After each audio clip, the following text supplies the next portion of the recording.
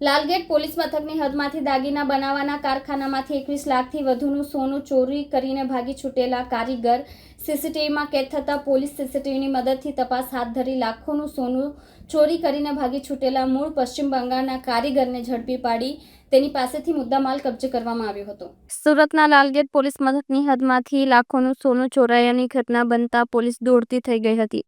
વાત એમ છે કે સુરતના લાલગેટ પોલીસ મથકમાં ગત 15 મેના રોજ અજાણ્યા નંબરથી ફોન આવ્યો હતો કે તેઓના કારખાનામાંથી કારીગર સોનું લઈ ગયો છે। જે માહિતીના આધારે તાત્કાલિક લાલગેટ પોલીસે સ્થળે દોડી જઈ ફરિયાદી હસન અલી હૈદર અલી શેખની ફરિયાદ લઈને તપાસ હાથ ધરી હતી અને પૂછપરછ કરતા તેઓએ જણાવ્યું હતું કે તેઓના કારખાનામાં 10 કારીગરો કામ કરે છે। તેમાંથી એક કારીગર મૂળ પશ્ચિમ બંગાળના વેસ્ટ મેદનાપુરનો સુભાશિષ ભરત હુતેત દાગીના બનાવવા આવેલ 21 લાખની કિંમતનું સોનું લઈને ભાગી છૂટ્યો હતો, જે સીસીટીવીમાં પણ કેદ થયો છે। જે માહિતીના આધારે લાલગેટ પોલીસે આરોપીને ટ્રેક કરવા 70 જેટલા સીસીટીવી કેમેરા ચેક કરવાની સાથે હ્યુમન સોર્સિસ પણ તપાસ્યા હતા, જેમાં આરોપી વિરાર મુંબઈ ખાતે એક હોટલમાં રોકાયેલ હોવાની માહિતી મળતા લાલગેટ પોલીસની એક ટીમ મુંબઈ રવાના થઈ હતી અને ત્યાંથી આરોપીને ઝડપી પાડી તેમની પાસેથી મુદ્દામાલ કબજે કર્યા હતા। હાલ તો આરોપી સુભાશિષ ભરત હુતેતને લાલગેટ પોલીસે વધુ તપાસ હાથ ધરી છે।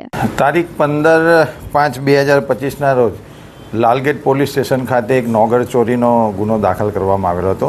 ગુનાની વિગત એવી હતી કે અરજદાર જે છે હસન અલી હૈદર અલી શેખ એનું સોનાનું અને ઘરેણાનું કામ હતું, તો તેના ત્યાંથી 242 ગ્રામ સોનું, જેની કુલ બજાર કિંમત 21 લાખ રૂપિયા જેવી થાય છે, આટલા સોનું લઈને કોઈ માણસ ફરાર થઈ ગયેલો હતો। આ રીતની ફરિયાદ પોલીસને મળતા પોલીસ તાત્કાલિક હરકતમાં આવી અને 70 કરતાં વધારે સીસીટીવીના આધારે આઈડેન્ટિફાય કરેલ કે તે જેની કંપનીમાં જ કામ કરતા સુભાશિષ ભરત હુતેત નામનો ઈસમ આ રહ્યો સોનું લઈને ભાગેલો છે।